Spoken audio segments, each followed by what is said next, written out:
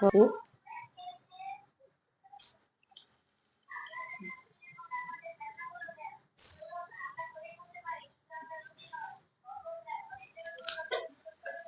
পেঁয়াজগুলো দেওয়ার পর আমি ভালো করে একটু নাড়া দিয়ে নেব।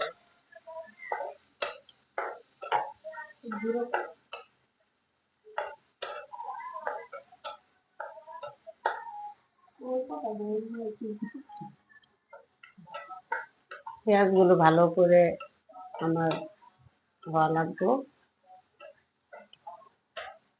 তারপর আমি এদিকে মুরগি রেখে দিয়েছি, এগুলো আমি রান্না করব।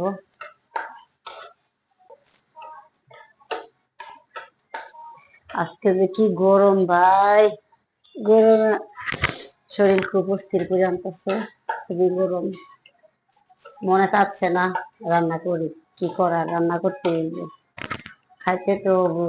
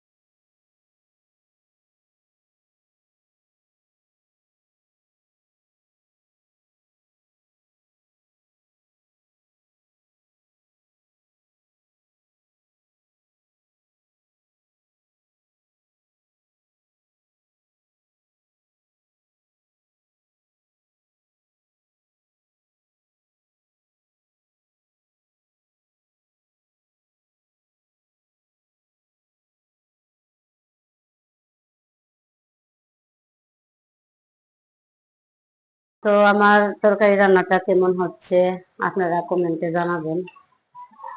আসলে আমি আমার মতো করে রান্না করি, আমি যেভাবে বাসায় রান্না করি আমি এভাবে আমি রান্না করতেছি।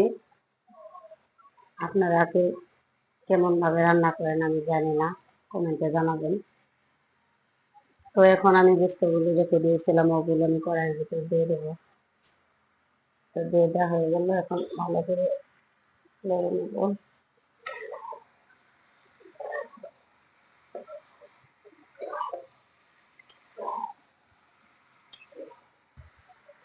এখন আমার তরকারিটা কষানো হয়েছে, এর ভিতরে দিয়ে দিব আমি কিছুটা পানি,